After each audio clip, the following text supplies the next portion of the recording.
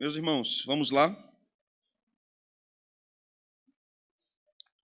Prometo que não passarei de 2 horas na minha exposição com vocês hoje.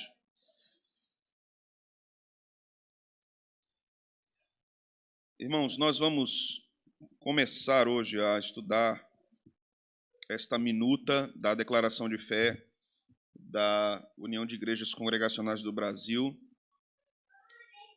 Ela será discutida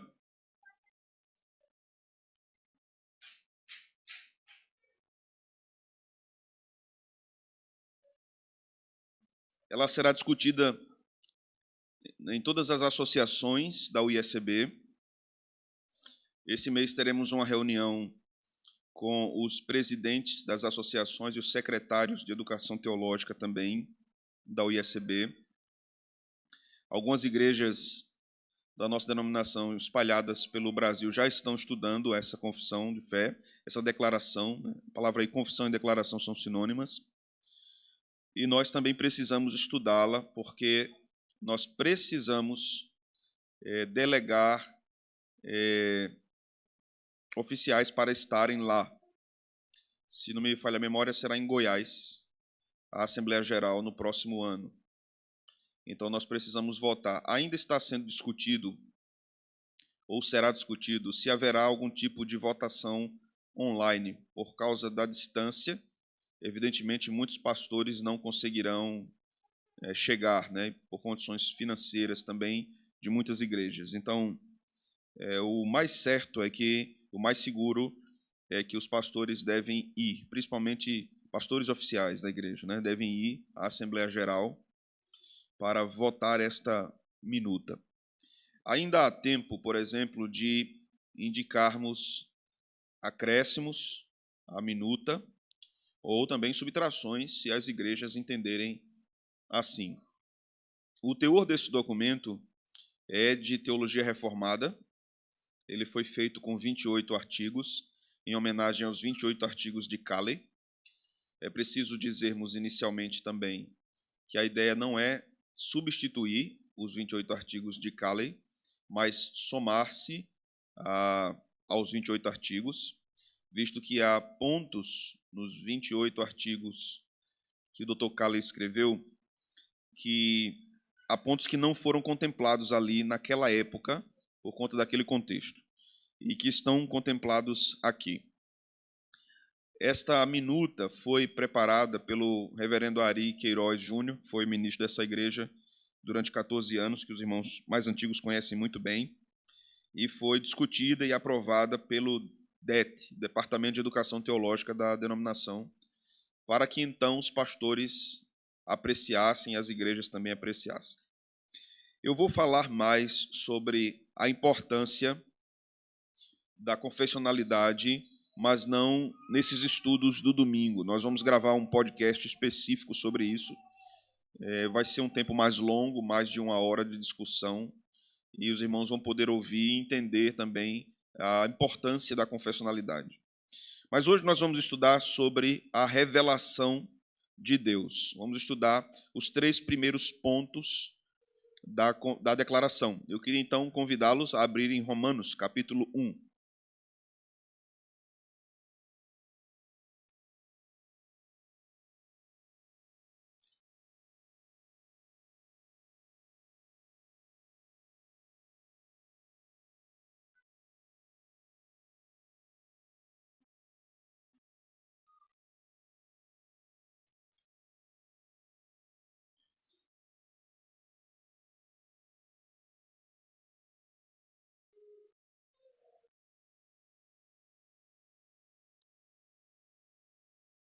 Nós vamos ler o versículo 1 e 2 do capítulo 1 de Romanos. Vamos ficar de pé. E depois nós vamos ler a partir do versículo 18, certo? Até o versículo de número 21. Capítulo 1, verso 1 e 2, depois do 18 ao 21 de Romanos. O texto diz: Paulo, servo de Jesus Cristo, chamado para ser apóstolo, separado para o evangelho de Deus, o qual foi por Deus outrora prometido por intermédio dos seus profetas nas Sagradas Escrituras. Verso 18. A ira de Deus se revela do céu contra toda impiedade e perversão dos homens que detêm a verdade pela injustiça. Porquanto o que de Deus se pode conhecer é manifesto entre eles, porque Deus lhes manifestou.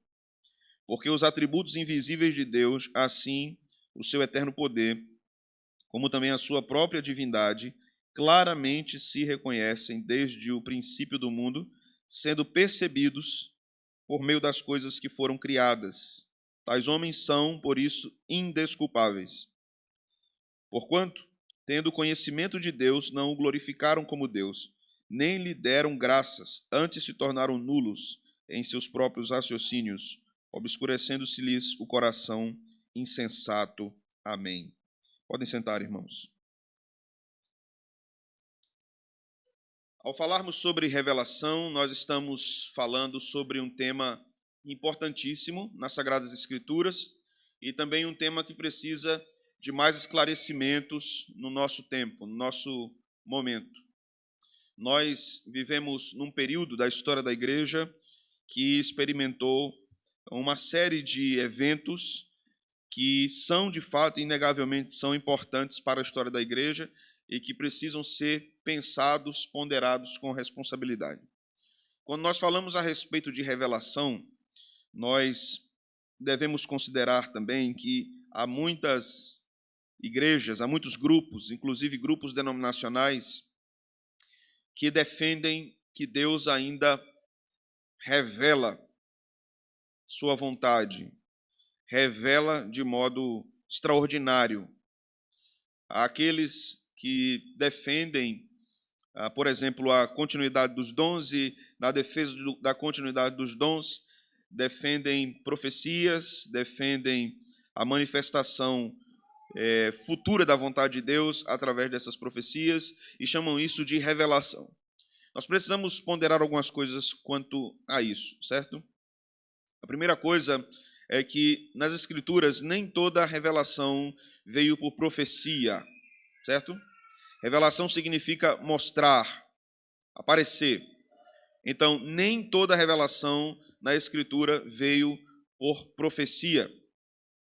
Nós vamos ter, por exemplo, Moisés escrevendo os livros, e o texto sagrado diz que Deus lhe mostrou tudo o que deveria ser feito no tabernáculo, e ele deveria fazer igualmente ao que viu no monte. Então, nós não temos ali revelação por meio de profecia. Nós temos visão dada a Moisés. Moisés, então, registra a vontade de Deus. Da mesma forma, acontece no livro do Apocalipse com as visões que João teve. Embora o próprio livro de João e a própria Escritura, de modo geral, se configure em profecia, porque é um anúncio da vontade de Deus. O grande problema com isso é afirmarmos a atualidade do dom de profecia como sendo inspirado pelo Espírito Santo ou tendo o mesmo valor que as Escrituras têm. Nem todos os grupos denominacionais defendem isso, ou a maioria deles, sejamos honestos, não defendem que a profecia tem o mesmo peso das Escrituras. Nenhuma denominação pentecostal defende que uma profecia tem o mesmo peso das Escrituras. Afirmar isso seria desonestidade, afirmar o contrário disso, né?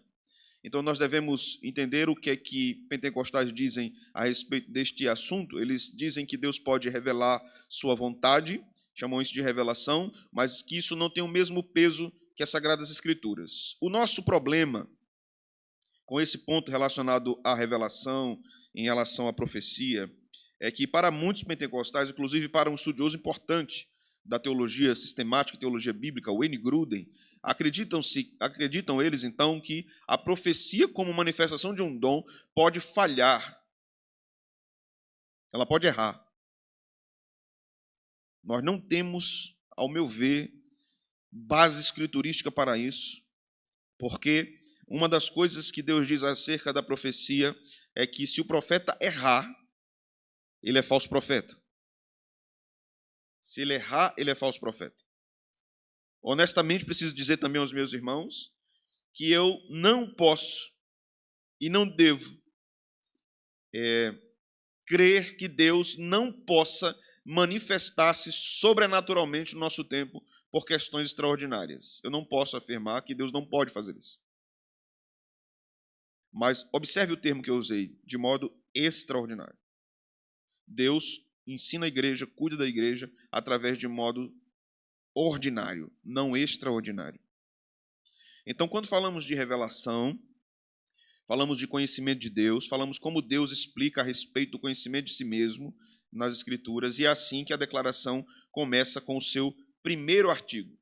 O primeiro artigo diz o seguinte: cremos que o gozo ou alegria da vida eterna, considerada como aquela bem-aventurança que já tem início no presente estado e se plenificará na consumação dos séculos, é a experiência do conhecimento relacional e pessoal do único Deus vivo e verdadeiro, que nos criou para encontrarmos o significado da existência e a mais exaltada e eterna felicidade na doce comunhão com Ele, e acharmos nele a nossa única, suficiente e incomparável possessão, perante a qual tudo o mais não passa de coisa vil e desprezível.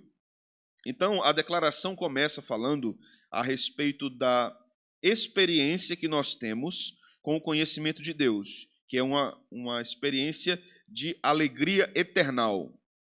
O crente salvo tem uma alegria eternal nessa bem-aventurança que lhe é dada do conhecimento de Deus. Então, aqui nós já temos, como Paulo diz, a glória de Deus em nós, mas ela será plenificada, ela será revelada. Nós vimos isso nas exposições de Romanos. Isso acontecerá na consumação dos séculos. Aí veja o que diz novamente aqui. É a experiência do conhecimento relacional e pessoal do único Deus vivo e verdadeiro. Como se dá essa experiência relacional e pessoal com o único Deus vivo e verdadeiro? Como se dá? O que vocês acham? Novo nascimento e a conversão. É através do novo nascimento e da conversão que nós damos início a uma caminhada. Somos inseridos numa caminhada de conhecimento com Deus, conhecimento de Deus, de modo feliz, de modo alegre, de modo a conhecer mais profundamente o nosso Senhor. Essa alegria será completada ou será plenificada na eternidade. Toda a alegria que nós temos aqui com Deus, por maior que seja, não há de se comparar com a glória que há de ser revelada em nós. É um prelúdio do céu. Toda a alegria que temos aqui é um prelúdio do céu. Então diz aqui, veja, que nos criou para encontrarmos o significado da existência e a mais exaltada e eterna felicidade na doce comunhão com Ele. A declaração diz que aí está o ponto mais alto da felicidade humana, inclusive nessa vida. É encontrarmos esse significado na existência exaltada desta vida eterna e na pessoa do próprio Deus, né? Na triunidade de Deus. E o texto diz aqui da declaração que essa felicidade é doce comunhão, se revela em doce comunhão com Deus. Então, acharmos nele nossa única, suficiente, incomparável possessão, perante a qual tudo mais não passa de coisa vil e desprezível. Este artigo primeiro é muito importante, porque ele abre a declaração nos mostrando que o conhecimento que o crente deve ter da doutrina não pode ser meramente teórico, mas experiencial. Ele deve desfrutar da doçura da graça e da comunhão com Deus nessa trajetória de conhecimento que ele tem de Deus. Quanto mais conhecemos Deus, mais nos deleitamos em Deus. Se um crente conhece mais a doutrina, mas não se deleita mais em Deus, é possível que ele não tenha conhecido ainda o próprio Deus. Ele está conhecendo apenas a teologia. Ele não está conhecendo o próprio Deus. Então, dito isso, dessa alegria, dessa relação do crente com Deus, dessa doçura da comunhão com Deus, precisamos entender quais são os modos de Deus se revelar. Então, o artigo 2 vai nos falar sobre a revelação geral. e a sua insuficiência. Perceba que o termo aqui no título é insuficiência e não ineficácia. A revelação geral é eficaz para o que ela se propõe. O que Deus designou para a revelação geral, ela cumpre. Mas ela é insuficiente no sentido do conhecimento salvador de Deus. O que é então a revelação geral? Vamos ver aqui. Podemos ler? Vamos lá? Cremos que nem os homens mais sábios, de posse de toda a sabedoria e por meio de todas as faculdades humanas, poderiam obter o conhecimento de verdades seguras sobre Deus, se ele não as tivesse revelado. Vamos lá? O que de fato fez por meio da criação, da providência e da consciência humana, revelação que, conquanto seja suficiente para condenar, tornando todos os homens indesculpáveis, é insuficiente para conceder aquele conhecimento salvífico da divindade aí. Então, o que é a revelação geral? É Deus proclamar a sua grandeza e a sua majestade na criação. Salmo 19 nos mostra isso. Inicialmente é isso. Isso é um conceito inicial de revelação geral. Mas não é apenas isso. Deus não se revela na revelação geral apenas no que nós chamamos de natureza. Certo? Correto será chamarmos de criação. Porque quando falamos de natureza, estamos falando de essência. A palavra natureza significa essência. Então Deus revela-se na criação, como diz o Salmo 19, um dia declara outro dia o conhecimento de Deus sobre as suas obras poderosas, mas esse conhecimento dado na criação não pode salvar o homem, só pode condená-lo. Um ponto importante aqui. Por que pode condená-lo?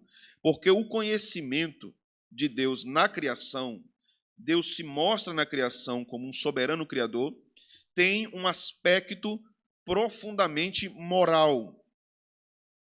Certo? Moral. A revelação geral pode condenar o homem não convertido, porque há um aspecto moral da santidade de Deus na revelação geral. Isso é dito aqui.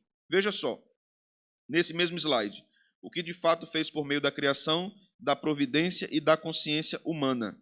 Deus se revela não apenas na criação, mas ele se revela na providência. O governo de Deus sobre o mundo. E a providência opera na própria criação. Na própria criação. O governo de Deus, o que os cientistas vão chamar de leis naturais, é o governo de Deus na criação. É o governo de Deus sobre o cosmos. As leis da termodinâmica, as leis da física, as próprias leis matemáticas são o governo de Deus sobre o cosmos. Deus se revela nessa ordem estabelecida no universo.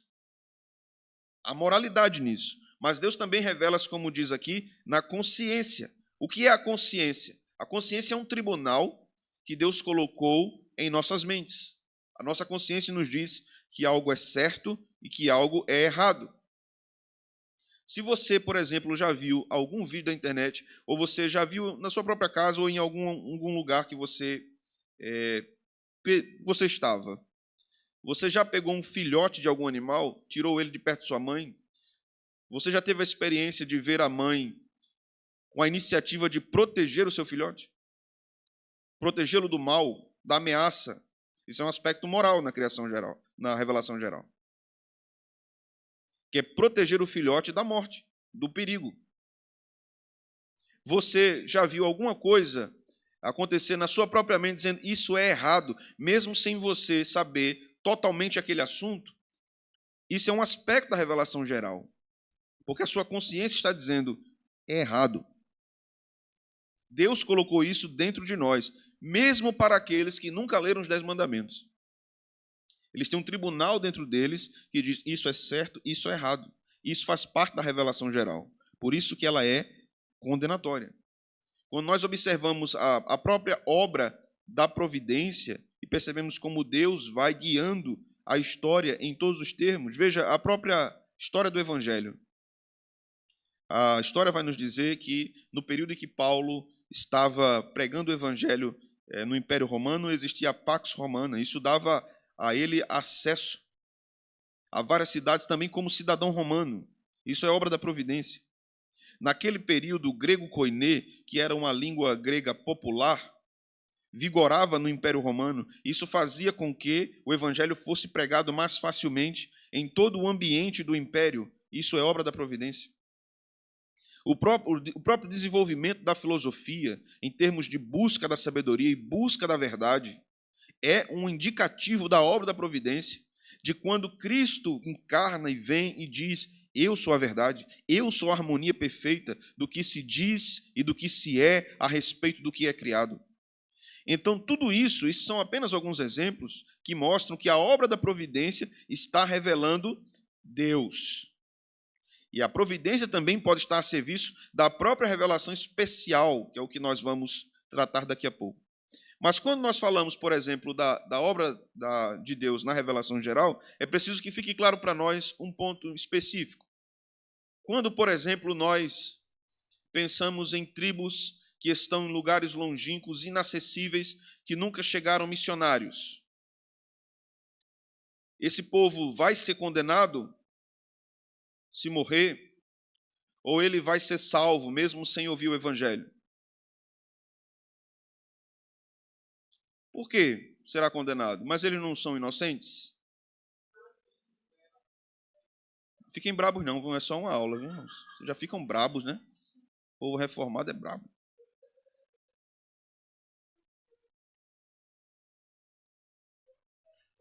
Pois é, se tivesse algum inocente, eles não seriam condenados. Uma vez perguntaram ao Dr. Shedd, os inocentes serão condenados? Ele disse, não, inocente não. O problema é que não há inocentes. Não existem inocentes. Onde houver, assim diz o Salmo 19. Vamos para lá, Salmo 19. Veja só o que diz esse Salmo.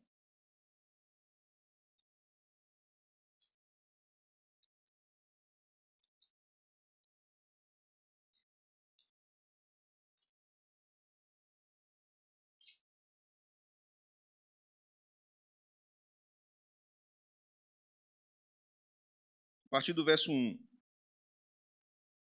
Os céus proclamam a glória de Deus, e a ideia aqui é dos céus pregando mesmo, né? Os céus pregam a glória de Deus e o firmamento anuncia as obras das suas mãos. Um dia discursa a outro dia e uma noite revela conhecimento a outra noite. Não há linguagem nem há palavras, e deles não se ouve nenhum som. Ou seja, é uma revelação não verbal, mas é uma revelação. Verso 4. No entanto, por toda a terra se faz ouvir a sua voz. Voz aqui em sentido metafórico, né? Porque se antes disse que não tem voz, não tem palavras, como é que vai ter voz? Então, voz aqui é sentido metafórico, é sentido de som, de proclamação. Então, há uma proclamação em toda a criação. E as suas palavras até os confins do mundo. Aí pôs uma tenda para o sol, o qual, como noivo que sai dos seus aposentos, se regozija como herói a percorrer o seu caminho. Veja só, o verso 6. Principia numa extremidade dos céus e até a outra vai o seu percurso, e nada refoge ao seu calor. Assim não é a operação do sol? A sua ação vai de uma extremidade à outra. Embora tenhamos aí rotação da Terra, toda essa política criacional do funcionamento do universo, mas o Sol vai alcançando em várias medidas toda a criação. Assim é a revelação, é isso que o texto está dizendo. A revelação alcança todo o mundo, toda a criação. Então não há um lugar na criação onde Deus não haja se revelado criacionalmente. Então, a condenação garantida para todos os homens. E por que então nós fazemos missões? Porque o conhecimento do soberano Criador já está no mundo. Agora nós precisamos levar o conhecimento do soberano Redentor em todo o mundo. Então, a condenação os homens já têm. Mas eles não conhecem a Deus. Alguns podem perguntar. Eles não conhecem a justiça de Deus. Vamos voltar para Romanos 1. Vejamos o que o texto diz. A partir do verso 18.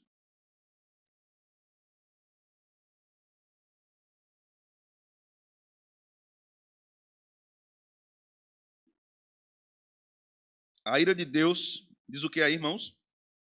Revela. Veja aqui, nós temos o aspecto revelacional.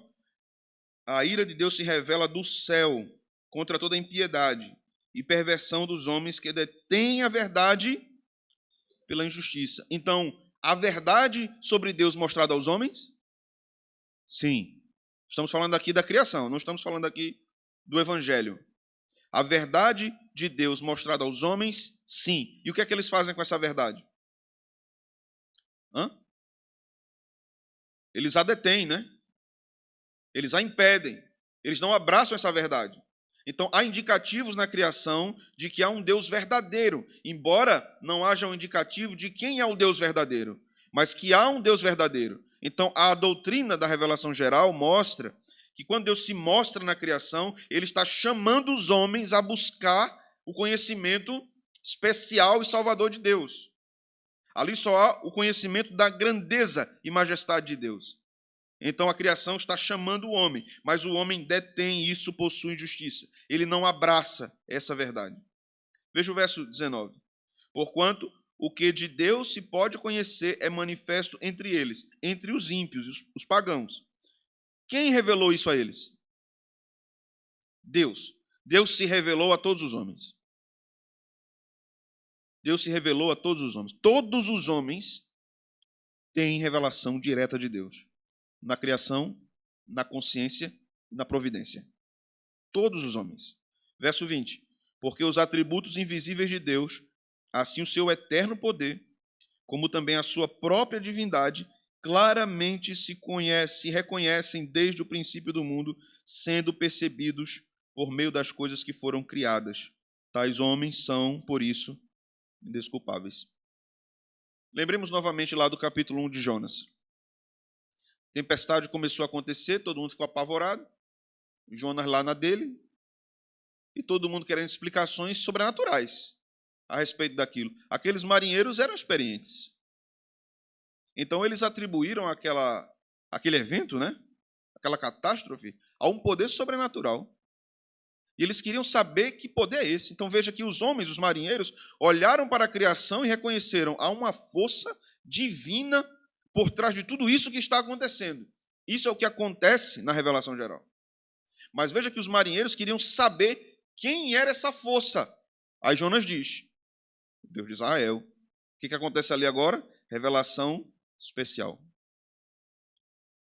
Eles admitem que existe um Deus, mas eles querem saber quem é esse Deus, e Jonas diz quem é esse Deus. Então, o ímpio tem conhecimento de Deus, e por isso ele é condenado. Ele tem conhecimento da verdade de Deus, por isso ele é condenado. O ímpio sabe que adulterar é errado, que roubar é errado, que matar é errado, que mentir é errado. A sua consciência o acusa, porque Deus revela-se assim a ele. E ele vai contra isso. Aí ele adultera, ele mata, ele rouba, ele mente. Ele vai contra isso. Por isso que a revelação geral é moral. Certo? Alguma dúvida até aqui, irmãos?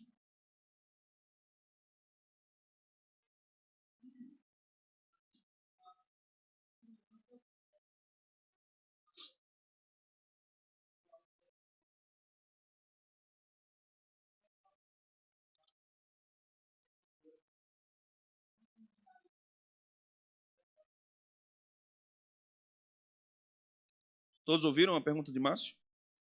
Sobre as crianças ou pessoas com problemas cognitivos que não podem assimilar cognitivamente a mensagem do Evangelho.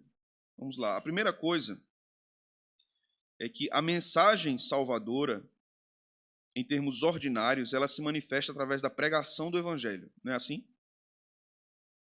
Cremos pela pregação. Paulo fala em Romanos 10, 17. Então, pregando, a pregação será um instrumento usado pelo Espírito Santo para gerar fé no coração do pecador, em termos ordinários, certo? Mas quem gera fé no coração do pecador não é a pregação, é o Espírito. O Espírito gera fé no coração do pecador. Então, o modo de apresentar o Evangelho, ele é conjunto, né? Nós pregamos, mas é o Espírito quem faz a obra. Então, pessoas com problemas cognitivos podem ser salvas, porque o Espírito pode aplicar a obra de redenção aos seus corações e às suas mentes. Deus não está limitado a barreiras estabelecidas pelo pecado na natureza humana. Porque os problemas cognitivos, assim como os problemas físicos, deficiências e tudo mais, transtornos dos mais diversos, não são um impeditivo para a revelação especial.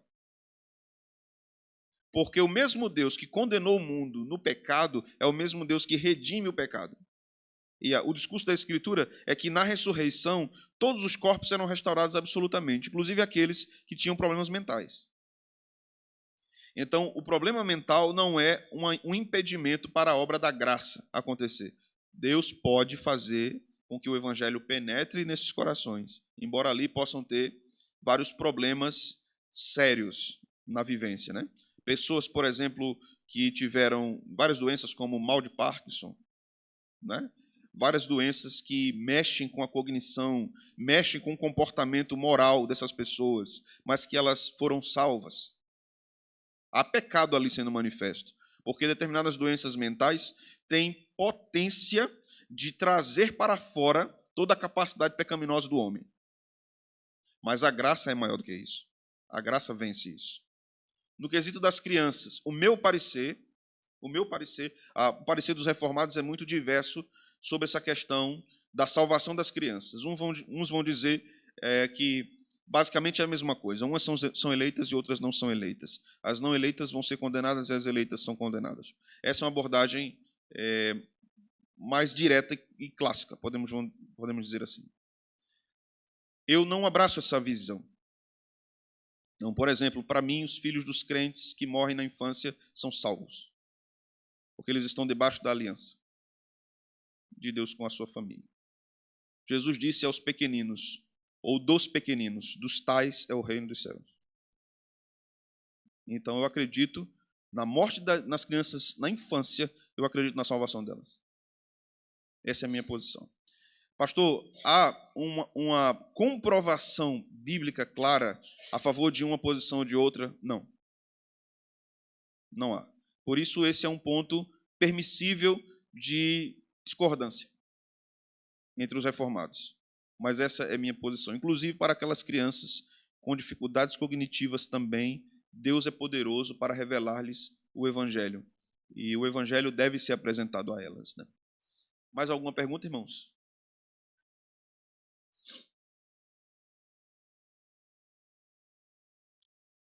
Não sei. É exatamente o ponto de a Escritura não falar sobre isso. Então eu não tenho como dizer até determinada idade é o período é o período da inocência. A salvação também não é com base na inocência. É com base na graça de Deus, né? Então, mensurar a idade também não é possível, né? Eu acho que é até inviável considerar alguma coisa em termos de idade nisso, né? Mais alguém? Lívia.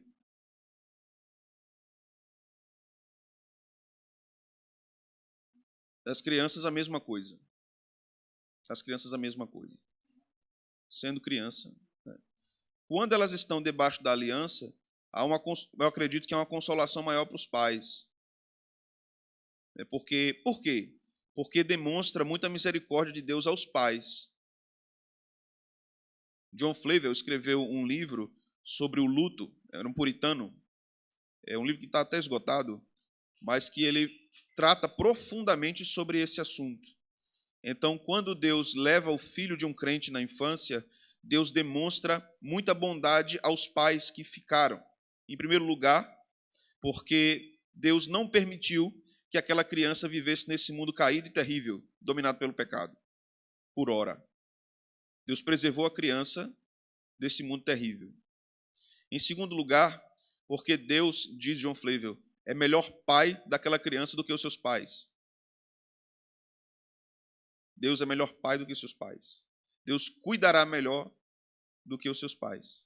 E em terceiro lugar, que há certeza, com base na aliança, que aqueles pais que sofreram pela perca dos seus filhos, um dia encontrarão seus filhos agora como irmãos na glória. Então, para mim, sendo criança, está incluso nisso, né? Ok? Mais alguém?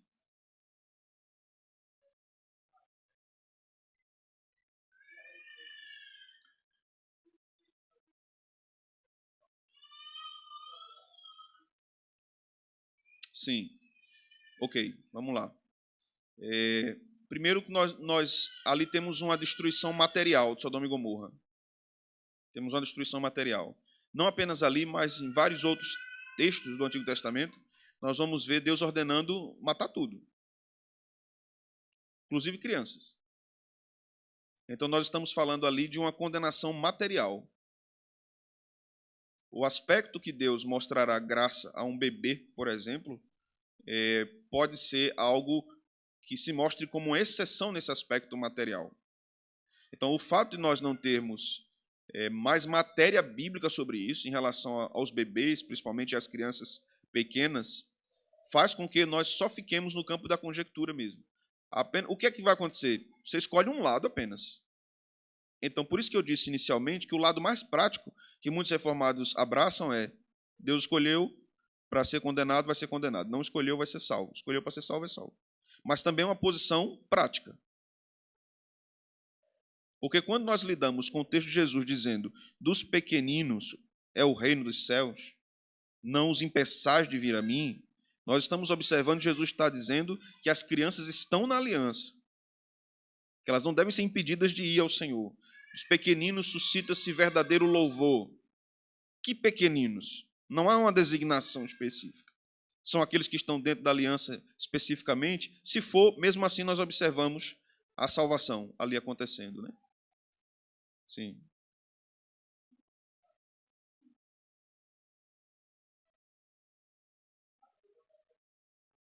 Sim. Inclusive, exato. Inclusive, Deus pode matar crente também. E afinal, não é ele que mata? Não é? Não é Deus que mata o crente, não? O poder da vida e da morte está na mão do Senhor. Ele não diz isso? A vida e a morte estão nas minhas mãos. Então, quando você morrer, foi Deus que lhe levou, ou não foi? Sim, o dilúvio. Existem vários episódios, né?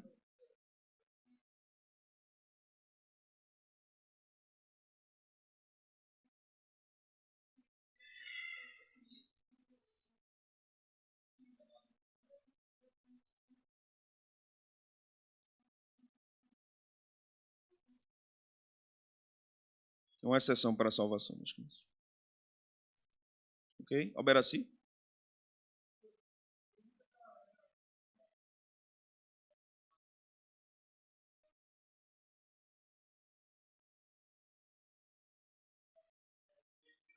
Sim, sim, perfeito.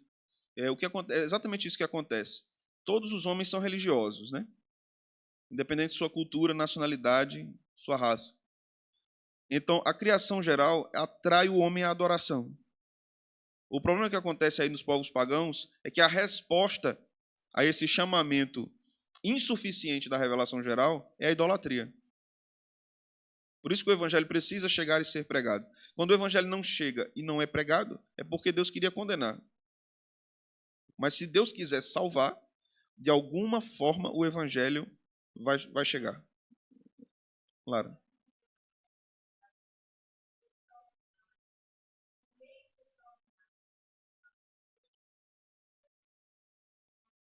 Sim, isso é discutido também no campo teológico, se Deus usa o fator Melquisedeque, né? Esse é o que se diz. Como eu disse no começo, eu não posso impedir Deus de usar meios extraordinários. Deus manifesta-se extraordinariamente como Ele quer, mas ordinariamente o evangelho deve ser pregado, né? A providência também opera em relação à pregação do evangelho. Há algum tempo atrás, alguns anos atrás, quando eu cheguei na igreja, eu contei uma história aqui de um missionário. Eu acho que foi a Adoniran Judson, me perdoem se eu errar o nome, que eu não preparei essa fala, mas ele foi para a Birmânia e pregou muito tempo na Birmânia sem muitas conversões. Eu acho que pouquíssimas conversões, 5 ou 10 conversões. Quando ele chegou naquele lugar, haviam várias ilhas ali, e ele fez alguns folhetos escritos à mão, depois que aprendeu a língua, o dialeto que era comum a todas aquelas tribos. E tentou espalhar aquele folheto em vários lugares. Depois de 12 anos naquele lugar, com pouquíssimas conversões, ele já estava idoso, a missão recomendou que ele voltasse. porque afirmaram que Deus não queria salvar naquele lugar. Disse, não, já tinha feito. Ele se recusa inicialmente a voltar e começa a fazer uma série de excursões nas tribos com alguns novos missionários que haviam chegado. Então, visitando algumas tribos, chegando nas tribos, muitas tribos estavam se reunindo para adoração, para um momento de culto. E então, eles começaram a perguntar a quem aquele povo estava adorando. Eles diziam que é o Deus da Bíblia. E então ele começou a perguntar em 14 tribos que eles visitaram: como é que vocês conheceram o Deus da Bíblia? Eles mostraram um folheto que ele tinha escrito há mais de 10 anos atrás, que chegou naquelas tribos, às vezes por meio da água da praia. E eles tinham porções. O folheto nada mais era do que versículos selecionados e escritos. Aquele povo não tinha Bíblia e adorava do jeito que eles entendiam que devia adorar, porque eles não tinham uma consciência mais profunda sobre o culto. Mas veja que Deus fez com que, providencialmente, a Escritura chegasse, o Evangelho chegasse naquele lugar. Não por meio de um pregador, oralmente falando, mas por meio de um folheto. Então, a providência também opera favoravelmente à difusão do Evangelho. Mais alguém, irmãos? Então, vamos lá, né? Último ponto, a revelação especial. Vamos ler juntos o artigo 3? Cremos que Deus revelou conhecimento indispensável de si e da sua vontade, primeiro por meio de aparições em forma de figura humana, transitória, sonhos, visões, milagres, palavras ditas audivelmente pelos profetas e, por fim, revelou-se por meio de Jesus Cristo, o Verbo de Deus, e que, para preservação e propagação da verdade e segurança da igreja, registrou aquele conhecimento por meio de homens santos nas Escrituras Sagradas do Antigo e do Novo Testamento, proibindo que se lhes retire e acrescente qualquer porção. Então, o artigo começa falando sobre as manifestações iniciais da revelação de Deus. E aqui eu vou, inclusive, aprofundar um pouco mais. A revelação especial, ela começa no Éden. Ali nós chamamos de revelação especial pré-redentora. Nem toda a revelação especial foi registrada. Esteja atento ao que eu vou dizer agora, tá bom, irmãos? Nem toda a revelação especial foi registrada. Foi registrado o que Deus determinou que seria registrado. Profecias de Elias, de Eliseu, de vários outros profetas não escritores eram revelação especial de Deus. Moisés não só falou ao povo de Israel o que está escrito no Pentateuco. Moisés orientou várias vezes o povo. Paulo foi movido também ao ensino ao povo naquela época, e até uma discussão, por exemplo, a respeito de algumas epístolas aos coríntios que sumiram. Alguns vão dizer que elas estão incorporadas ao texto de 1 e 2 Coríntios, outros vão dizer que sumiram. Então, alguns perguntam, se sumiram e se elas aparecerem, deveriam ser incorporadas ao cânon? Essa pergunta deve ser respondida da seguinte forma: o Deus que inspirou o texto sagrado é o Deus que preservou o texto sagrado. O que Deus queria que chegasse, providencialmente chegou à igreja. Ainda que os apóstolos tivessem escrito outros textos, se eles não chegaram, a providência não quis que eles chegassem. Então o cânon está fechado. Não há acréscimo mais. Não entra nada mais. O que aparecer pode ter valor histórico, como Judite tem valor histórico, Macabeus tem valor histórico, os livros apócrifos têm valor histórico, não valor canônico, não valor doutrinário, mas valor histórico. E pode corroborar alguns ensinos dos livros canônicos. À noite nós vamos meditar em Romanos 14 e vamos perceber uma linguagem ou linguagens paulinas, frases paulinas, que remetem a livros apócrifos, ao judaísmo do Segundo Templo, que Paulo conhecia. Judas também usa livros considerados apócrifos. Então, há falas ali que foram úteis para os autores sagrados do Novo Testamento, mas isso não configura que o que estava lá como um todo era inspirado por Deus, mas o que foi entregue e chegou à igreja é inspirado por Deus. Então, Deus revelou-se por meio de teofanias. Isso vai aparecer em Gênesis, isso vai aparecer em Josué. Nós vamos ver Josué adorando um anjo. E vamos ver Apocalipse dizendo que anjos não deveriam ser adorados. Quem era o anjo que Josué adorou? Cristo. Abraão chama um dos anjos que aparecem a ele nos carvalhais de Manre de Senhor. Senhor. Vai aparecer um termo no Antigo Testamento chamado anjo do Senhor, Malaque Yavé. Vamos perceber que Deus vai dizer a Moisés que um anjo vai com eles, e Moisés diz, não, eu quero que a presença do Senhor vá conosco. Então vamos ver já uma diferença aí no tratamento com um anjo. Mas vamos ver anjos, ou teofanias, melhor dizendo, acontecendo, que era uma manifestação pré-encarnada de Cristo no Antigo Testamento. Então esse tipo de revelação acontecia no Antigo Testamento e era revelação especial.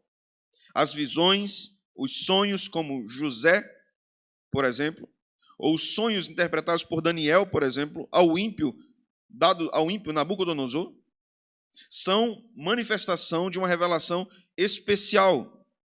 O texto bíblico vai nos dizer em Hebreus que Deus se revelou mais perfeito e completamente em Cristo. Mas esses episódios antigos do Antigo Testamento vão mostrar que Deus se revelou por outros meios. A manifestação de milagres também é uma evidência disso. A abertura do Mar Vermelho, a abertura do Jordão, o povo de Israel conquistando os povos.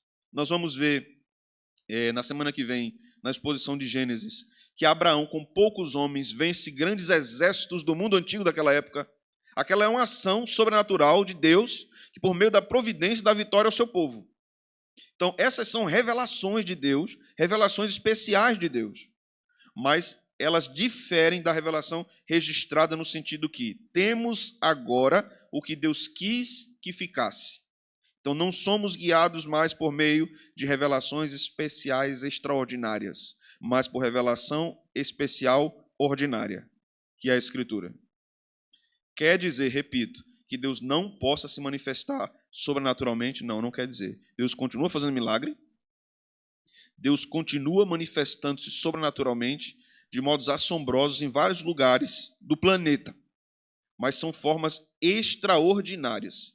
Os povos árabes, por exemplo, e orientais relatam e registram isso que eu acabei de falar para vocês do fator Melquisedeque. Muitos, não vou entrar aqui no mérito se é ou não é, mas um relato para vocês. Muitos islâmicos têm afirmado terem tido visões de um homem chamado Issa, que mostra-lhes a mensagem de redenção. Então, quando os missionários chegam depois e pregam o evangelho, eles dizem que já ouviram aquilo. Exatamente daquele jeito. Não vou entrar aqui no mérito do se é ou se não é, mas que é curioso, é. E não é nenhum ensino contrário ao evangelho, é o evangelho. Que é curioso, é. Nós não podemos negar. Deus pode usar meios extraordinários? Pode. Certo? Sim.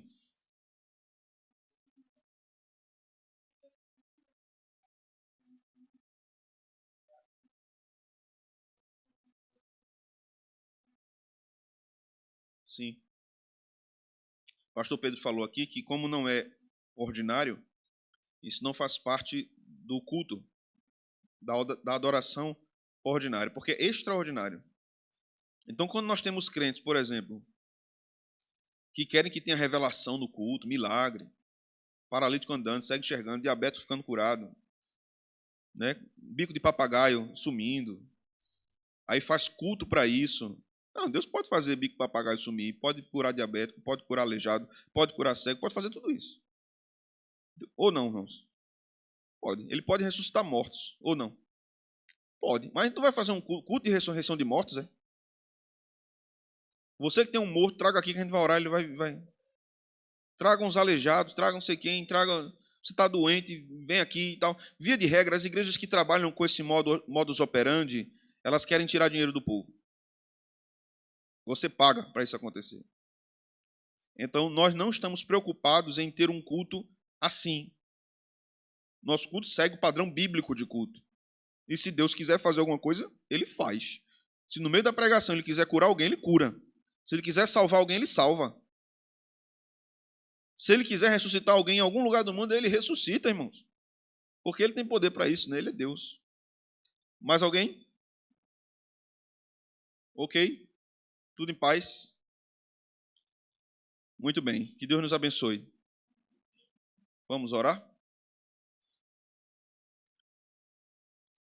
Obrigado, Senhor, por esta manhã. Obrigado por podermos estudar esse documento importante que será discutido, apreciado nas igrejas, pelos pastores, pelas associações. E se a tua providência dirigir assim, será aprovado na Assembleia Geral da União de Igrejas Congregacionais do Brasil. Que nós possamos aprender mais e mais com esses estudos e aprofundar o nosso conhecimento na tua palavra. É o que nós te oramos, no nome de Cristo Jesus. Amém.